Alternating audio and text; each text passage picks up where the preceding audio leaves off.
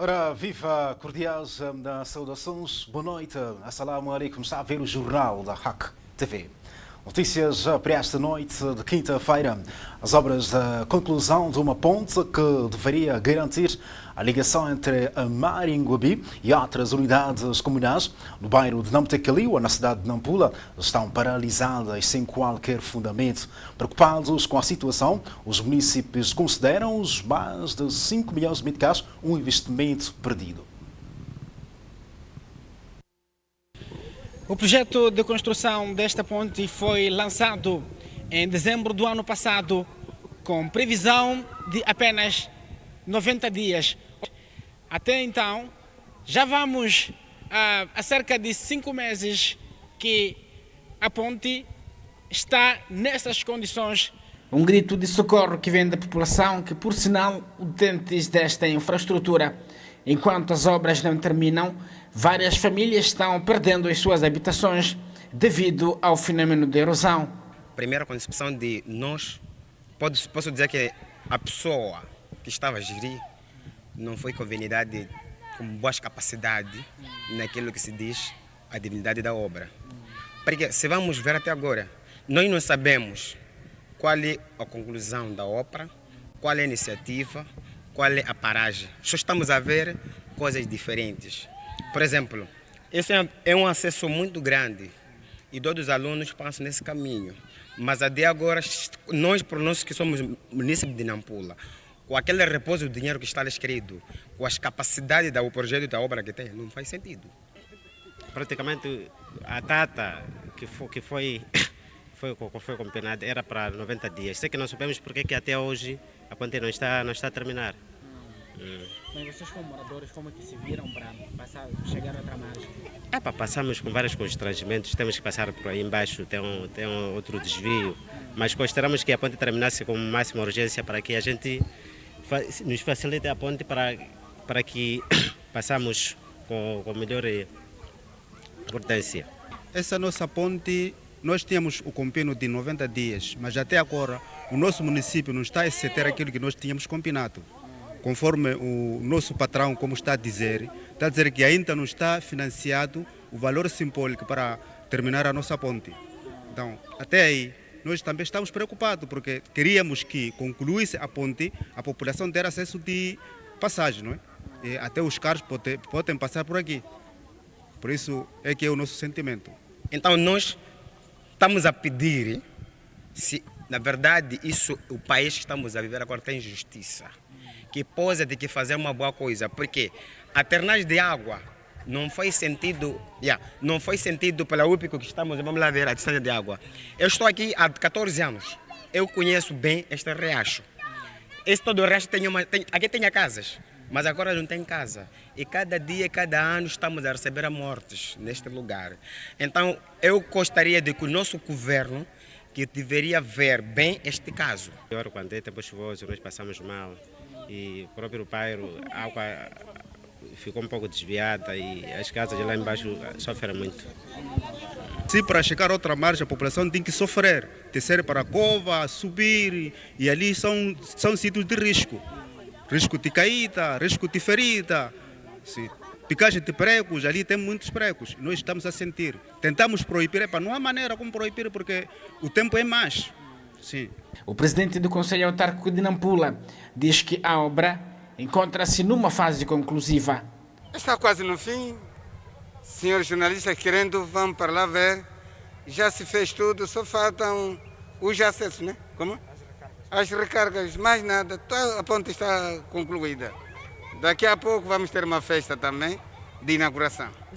Bom, o tempo que iniciou a obra não era próprio, porque havia muita chuva e foi uma batalha forte. Até nós tínhamos o receio do empreendedor de não dar continuidade por causa das dificuldades que estava a enfrentar. Mas foi corajoso e concluiu. Só dizer que tenhamos a calma. As imagens são de Cristóvão Crisanto, Alberto Júnior, RAC TV. Ora bem, nota-se que nos chegam de Namtekaliwa, na cidade de Nampula. A Inspeção Nacional de Atividades Económicas, INAI, em Nampula, está no terreno para fiscalizar a especulação de preços de produtos alimentares no contexto das medidas de cumprimento obrigatório impostas pelo estado de emergência para fazer face à pandemia do coronavírus. A medida está a ser implementada por equipas da instituição que se deslocam a estabelecimentos de venda daqueles produtos para verificar se os preços praticados correspondem aos estabelecidos pelas autoridades do comércio.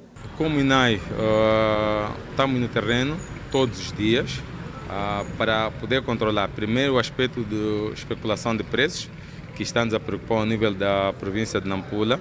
Nota-se alguma tendência de subida de preços de bens essenciais, como arroz, óleo, mas há um trabalho que está sendo feito. A farinha do milho, por exemplo, temos uma equipe só a trabalhar em todas as moageiras e estamos a conseguir baixar o saco de 25 quilos de milho para 950 a 900 meticais, o saco de 25 quilos, mas sabemos que não é ainda grande coisa, porque podia baixar mais, tendo em conta que já há algum milho a circular ao nível da província de Nampula. Quanto ao arroz, idem, estamos também a trabalhar agora com os retalhistas e grossistas para podermos perceber quais são as razões objetivas para poderem subir o preço do arroz, ou mesmo se passa com a questão do óleo. As equipas de fiscalização depararam-se com a subida de preços de baldes devido à sua enorme procura para fazer face ao processo de lavagem das mãos no âmbito da prevenção contra a pandemia do coronavírus. Estamos a ter uma tendência também de subida do preço de baldes, tendo em conta que já muita gente, muitas instituições já compram baldes de água para lavagem das mãos e estamos a conseguir baixar. Em alguns locais, em alguns estabelecimentos, já obrigamos a baixar os baldes de venda de água. Portanto, diariamente estamos no terreno para poder verificar o que está a acontecer.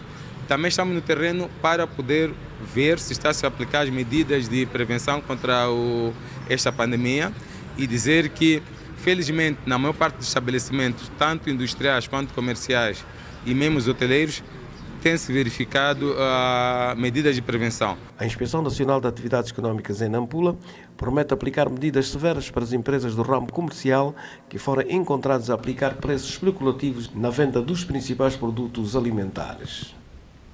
Assassinatos de pessoas indefesas e destruições de infraestruturas sociais e económicas na província de Cabo Delgado por indivíduos armados está a retardar o desenvolvimento do país e da região norte, em particular.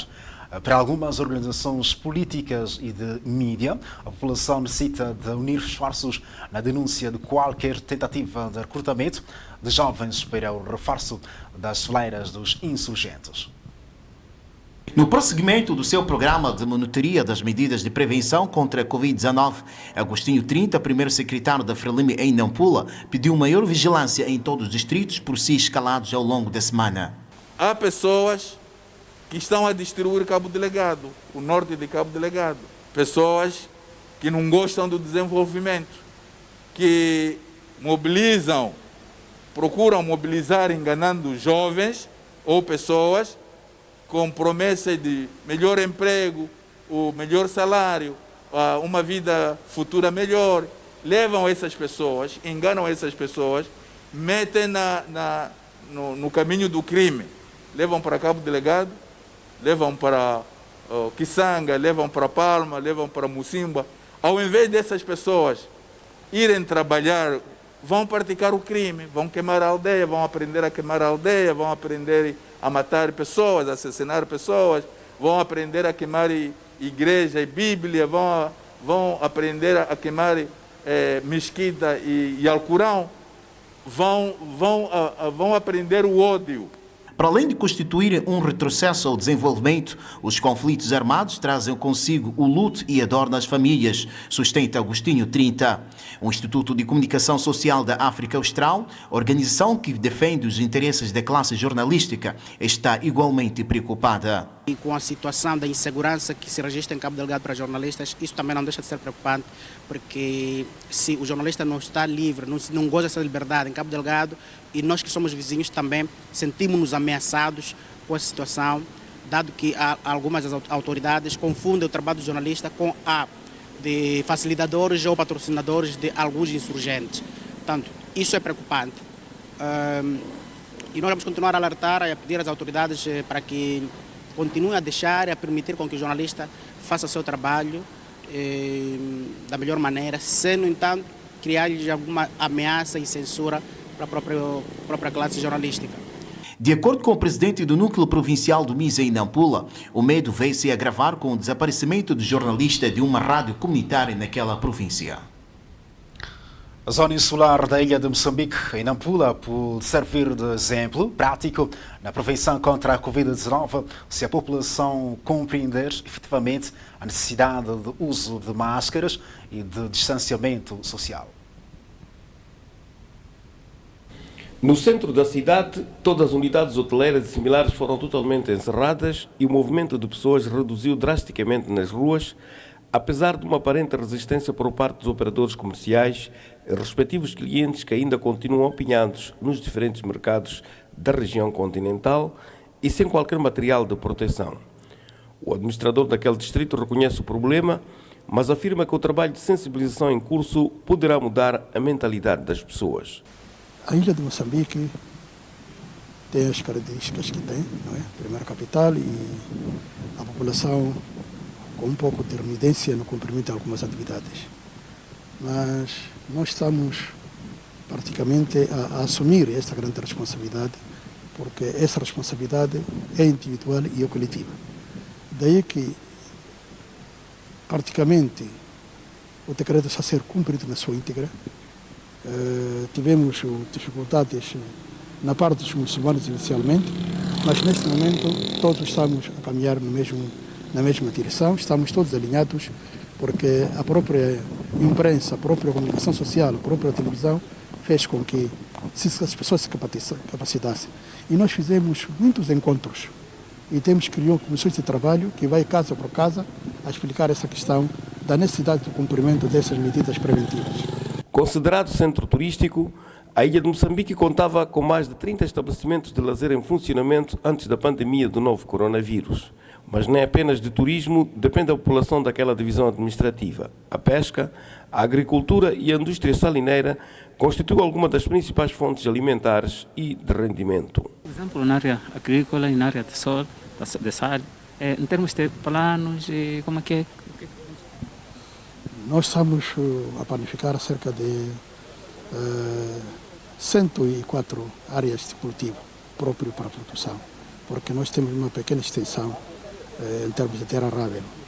Mas nas salinas nós prevemos aumentar de 24 mil toneladas para 30 mil toneladas neste ano. Nas pescas também, agora antes do primeiro semestre, no primeiro trimestre, tivemos a cerca de 280 toneladas de peixe. Mas essas quantidades, de acordo com esta tempestade que temos agora, esta epidemia que temos agora, acho que no segundo trimestre vamos ter dificuldade no seu cumprimento, porque obriga que as pessoas estejam na quarentena, não é? Não estejam em 100% a fazer a produção. Património Mundial da Humanidade, a ilha de Moçambique já foi a capital do país. Ainda na ilha de Moçambique, o governo do distrito vai investir-se este ano cerca de 420 mil meticais na reposição de 6 furos de abastecimento de água que se encontram inoperacionais. Com esta ação, pretende-se reduzir o fecalismo a céu aberto, justificada pela falta de latrinas em algumas famílias, prática que preocupa as autoridades locais.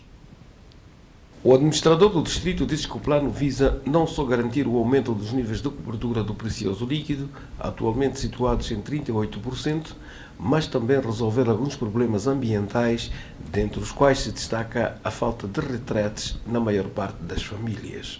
É um calcanhar de Aquiles. Há momentos bons, há momentos maus. E por que digo isso? Nós temos, sobretudo na parte insular, na parte da ilha de Moçambique, casas de banho que foram construídas para o efeito, para evitar que... Mas porque há vezes que, ou por qualquer razão, falta água, e aí as pessoas não têm outra maneira senão recorrer a essa parte tradicional do fecalismo a céu aberto. Mas há um esforço muito grande, porque em cada bairro há comissões de trabalho da própria comunidade que fiscaliza o trabalho. Já não é só a cerca do município que fiscaliza, mas em cada bairro há comunidades, tanto vocacionadas ou indicadas para poder não permitir que as pessoas exerçam essa atividade de fiscalismo aberto, porque na verdade é um mal que prejudica a todos. Para além da fraca cobertura de água potável, o distrito conta com a maior da sua rede viária em elevado estado de degradação, sobretudo na zona continental. Para minimizar a situação, 13 km de extensão serão reabilitados este ano. Nós também temos o nosso prato forte, que é a reconstrução da estrada via Ampapa e via Sawasawa, que são pontos estratégicos para transporte de pessoas e bens das nossas populações. As duas vias que eu referi, via Ampapa e via Sawasawa, via Ampapa são 5 km, via Sawasawa são a cerca de 8 km. Estamos a funcionar com aquele financiamento das estradas, 2 milhões de estradas. A ilha de Moçambique dispõe de uma rede de estradas de cerca de 91 km. Está tudo visto no Jornal de Noite, continuação de uma ótima recepção à nossa programação. Somos a RAC TV, a tela da verdade. Até mais, com licença. Assalamu alaikum.